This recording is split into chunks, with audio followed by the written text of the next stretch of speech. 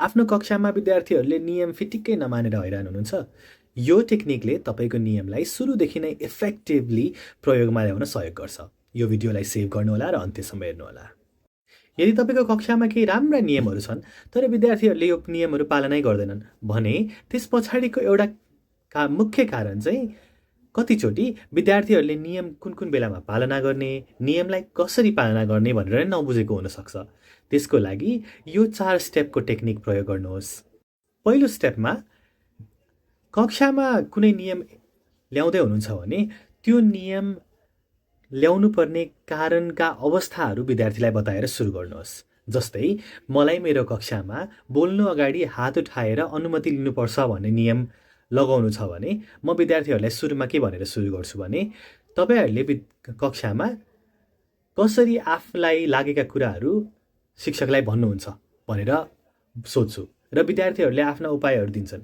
अथवा कक्षामा तपाईँहरूलाई के बेलामा चाहिँ आफूलाई लागेका कुराहरू शिक्षकलाई भन्नुपर्ने, साथीहरूलाई भन्नुपर्ने तपाईँहरूलाई लाग्छ भनेर भन्छु। ती अवस्थाहरू विद्यार्थीहरूले दिँदै जान्छन्। सुरुमा म विद्यार्थीहरूको सबै अवस्था लिन्छु। विद्यार्थीहरूले मैले पाठ नबुझेको बेलामा, मलाई बाहिर जानुपर्ने बेलामा भनेर भन्न सक्लान्। त्यसपछि अब दोस्रो स्टेपमा म केही आफ्ना थप अवस्थाहरूको उदाहरण दिन्छु। जस्तै तपाईँहरू ग्रुप डिस्कसन गर्ने बेलामा कसरी बोल्नुहुन्छ भनेर सोध्छु र विद्यार्थीहरूले केही उत्तरहरू दिन्छन्। त्यस्तै तपाईँले कक्षा पढ्दै पढ्दा तपाईँलाई एउटा प्रश्न सोध्नै पर्ने भयो, त्यस बेला तपाईँ के गर्नुहुन्छ भनेर सोध्छु र विद्यार्थीहरूले केही उत्तर दिन्छन्। त्यस्तै गरी तपाईँले कक्षामा बसिरहेको बेलामा तपाईँलाई आफ्नो साथीले साह्रै डिस्टर्ब गर्नुभयो, त्यो बेलामा तपाईँ के गर्नुहुन्छ भनेर सोध्छु र त्यति बेलामा विद्यार्थीहरूले कसरी बताउँछौ भन्ने आफ्नो आइडिया दिन्छन्। र अब म यी सबै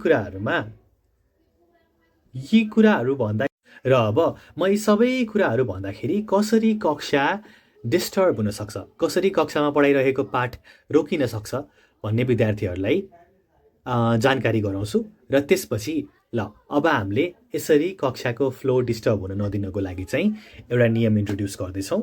यो नियम चाहिँ सबैजनाले कक्षामा आफूलाई मन लागेको कुरा भन्नुभन्दा अगाडि हात उठाएर अनुमति कुर्नु पर्यो भनेर भन्छु।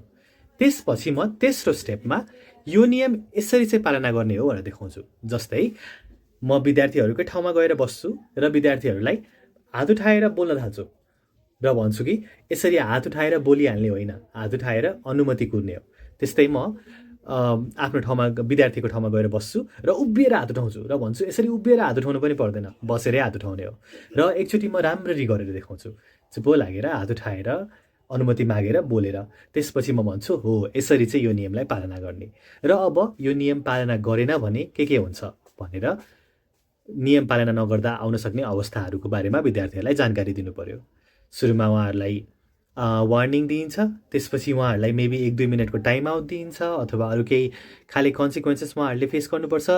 नभए उहाँहरूलाई एउटा नोट लेखिने अथवा अरू के हाम्रो कक्षामा दिइने कन्सिक्वेन्सेस छ त्यो मध्ये कुनै एउटा गरिन्छ भनेर बताउँछु। त्यसपछि अन्तिममा केही कारणवश यो नियम नलाग्ने अवस्थाहरू छन्। जस्तै बाहिर गइरहेका छौँ र हामी बाहिर गइरहेको बेलामा 2-3 जनाको समूहमा छौँ भने यसरी हात उठाएर बोल्नु पर्दैन भन्ने कुरा हो भने म त्यो बेलामा भन्छु। अनि त्यस्तै समूहमा डिस्कसन गर्दैछौँ, 3-4 जनाको समूहमा हामी एकअर्कासँग गफ गरिरहेका छौँ, त्यति बेलामा हात उठाएर बोलिरहनु पर्दैन भनेर भन्छु। त्यस्तै कुनै इमर्जेन्सी सिचुएसनमा जति बेलामा हात उठाएर देखिने अवस्था छैन त्यस्तो बेलामा बोलाउन सकिन्छ भन्ने भन्छु। यसरी नियम नलाग्ने अवस्थाहरूको बारेमा पनि म बच्चाहरूलाई ज्ञान दिन्छु। यति गरेर क्लियरली नियमलाई एक्सप्लेन गरिसकेपछि विद्यार्थीहरूलाई नियम कति बेलामा पालना गर्ने भन्ने राम्रो आइडिया हुन्छ र यसलाई अझ कुनै खेल बनाएर अब हामी यो प्र्याक्टिस गरौँ भनेर प्र्याक्टिस गरायो भने अझै राम्रो। र यसलाई अझै इफेक्टिभ बनाउने हो भने कक्षा सुरु भएको पहिलो हप्ता चाहिँ हरेक दिन यो नियमलाई प्र्याक्टिस गराउनुपर्छ।